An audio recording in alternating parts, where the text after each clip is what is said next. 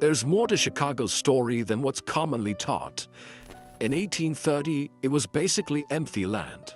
And then, just 20 years later, it somehow had cathedrals that rivaled Rome. Something doesn't add up. Here's some historical details you probably never heard about.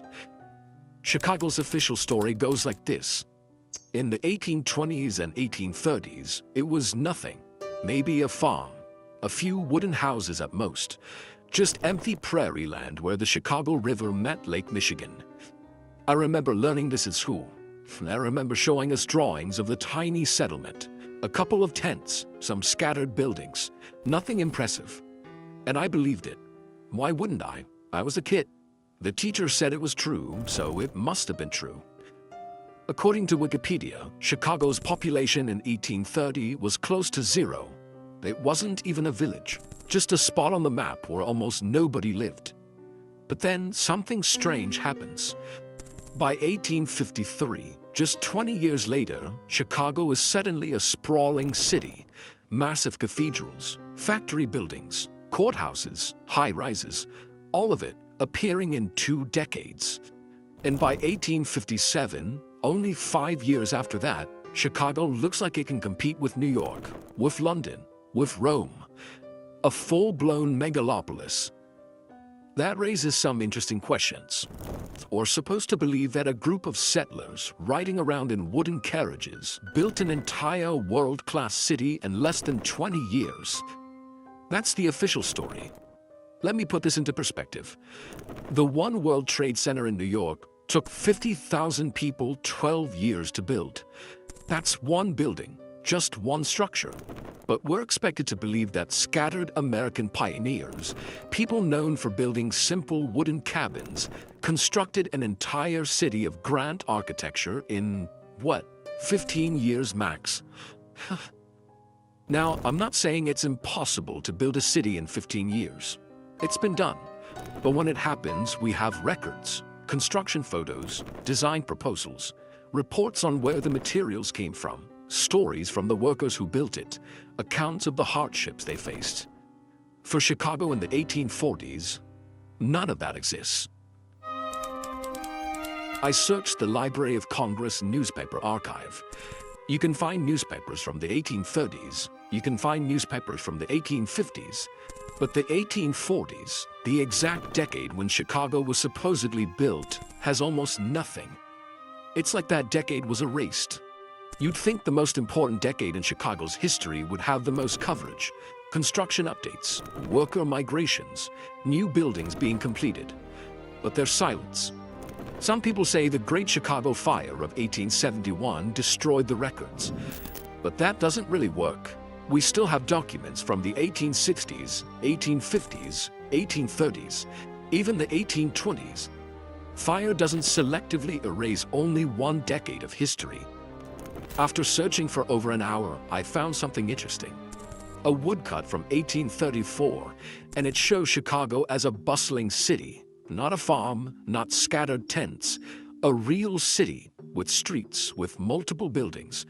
The official encyclopedia even admits this image is problematic.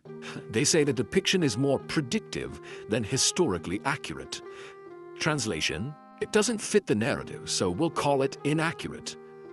But here's what actually makes sense.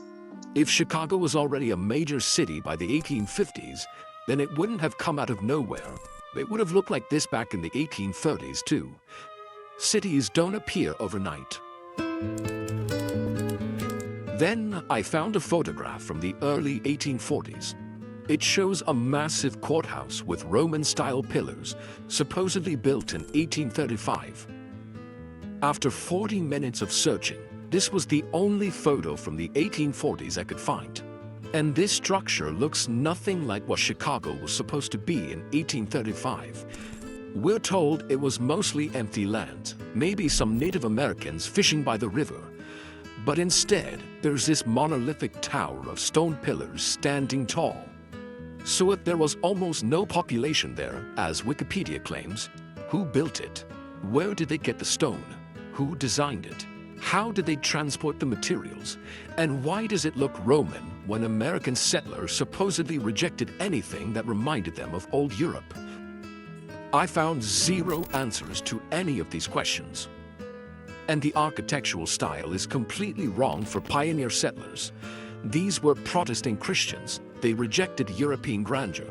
They built simple wooden structures, not pillared courthouses that look like Roman temples. The contradictions just keep piling up.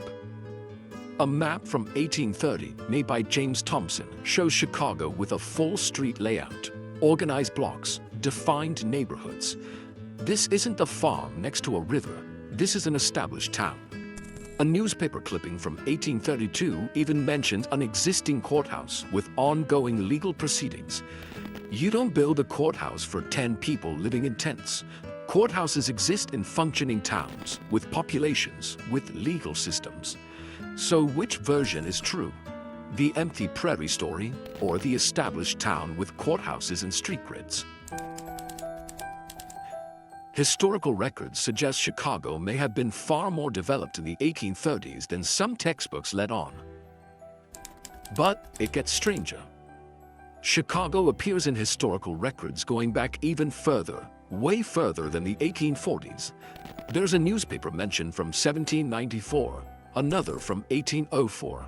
For a city that supposedly didn't exist yet, it sure shows up a lot in earlier records. A map from 1773 shows a place called Chilaga. It looks like a star fort on the map.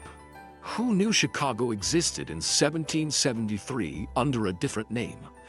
The official timeline says explorers visited Chicago in 1673.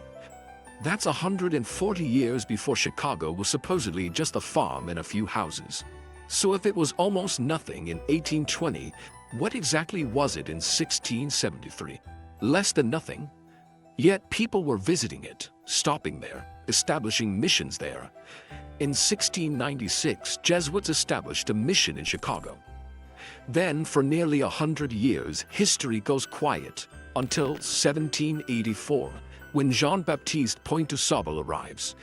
History books say du Sable founded Chicago. But the records say something else. They describe an extensive, prosperous trading settlement.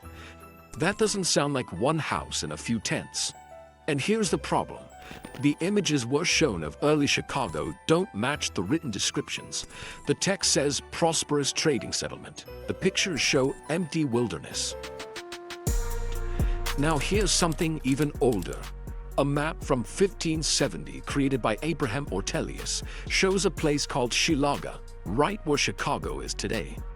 That's before the Jesuits, before any official founding. Historians dismiss Chilaga as mythical, not because it's proven false, but because it doesn't fit the timeline. But here's the thing. The Venetians were serious about trade and navigation. They didn't put fantasy locations on their maps. Do you really think they just made it up? The Chicago Tribune briefly mentions Chilaga. No explanation, just labels it mythical and moves on. Chicago's ancient name was Chilaga. It appears on maps before its official history even begins. But nobody talks about it. Nobody explains it. It's information that gets quietly buried. What we're seeing here is intriguing. Physical evidence pointing to a history that's far more complex than the standard narrative suggests. The architecture doesn't match the story. The maps don't match the story. The newspaper records don't match the story. And Chicago's historical timeline contains some serious inconsistencies. And if Chicago's history is more complex than we're told, it might mean other histories deserve a closer look too.